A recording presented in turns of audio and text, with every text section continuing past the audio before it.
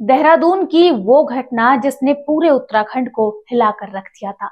आज 3 साल बीत चुके हैं। आरोपी उम्र कैद की सजा काट रहे हैं, लेकिन एक सवाल आज भी लोगों के जहन में जिंदा है। अंकिता भंडारी की मौत की असली वजह क्या थी? क्या वाकई में किसी वीआईपी का नाम लेकर उस पर दबाव बनाया गया था? और अब अचानक सीबीआई जांच की मांग क्यों उठने लगी? चलिए आपको ये पूरा मामला आसान और साफ शब्दों में समझाते हैं। उत्तराखंड के पौड़ी जिले के डोब यानी श्रीकोट गांव की रहने वाली 19 साल की अंकिता भंडारी यमकेश्वर ब्लॉक के एक रिजॉर्ट में रिसेप्शनिस्ट थी। तारीख थी 18 सितंबर 2022। ईटीवी भारत की अगर रिपोर्ट की माने तो उसके मुताबिक रिजॉर्ट मालिक पुलकित आर्या ने अंकिता पर गलत काम करने का दबाव बनाया। अंकिता ने साफ मना कर दिया। इसी बात को लेकर दोनों के बीच झगड़ा हुआ, झड़प हुई।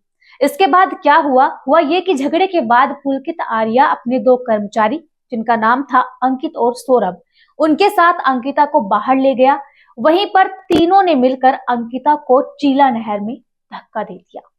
शुरुआत में परिवार और पुलिस वालों को गुमराह किया गया। कहा गया कि अंकिता कहीं चली गई है, यानी भाग गई है। लेकिन सच्चाई ज्यादा देर तक नहीं छिप सकी और वो बाहर आ गई। 23 सितंबर 2022 को चीला नहर से अंकिता का शव बरामद हुआ। मामले में तीनों आरोपियों को उम्र कैद की सजा मिल चुकी है, लेकिन इसके बावजूद एक सवाल बार बार उठता रहा। क्या अंकिता से किसी वीआईपी के लिए गलत काम करवाने को कहा गया था? अगर हाँ, तो वो वीआईपी कौन था? एसआईटी ने अपनी जांच में किसी भी वीआईपी के होने का जिक्र तक नहीं किया। उसने साफ इनकार कर दिया कि कोई भी वीआईपी नहीं था।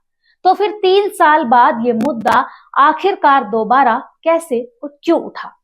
ईटीवी भारत के अनुसार खुद को बीजेपी के पूर्व विधायक सुरेश राठौर की पत्नी बताने वाली उर्मिला सनावर की एक कथित ऑडियो रिकॉर्डिंग वायरल हुई। इस रिकॉर्डिंग में अंकिता भंडारी हत्याकांड का जिक्र हुआ और एक व्यक्ति का नाम लिया गया जिसे वही वीआईपी बताया जा रहा है।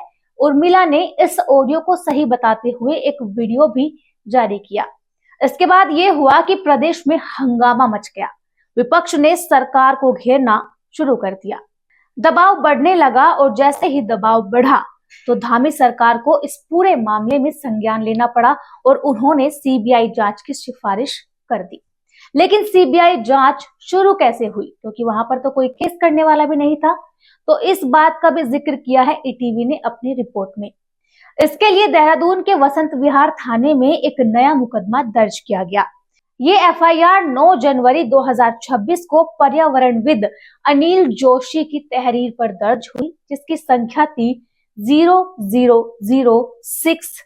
यहाँ एक अहम सवाल ये उठता है कि इस एफआईआर में ऐसा क्या लिखा था जिससे ये पूरा मामला आगे बढ़ा?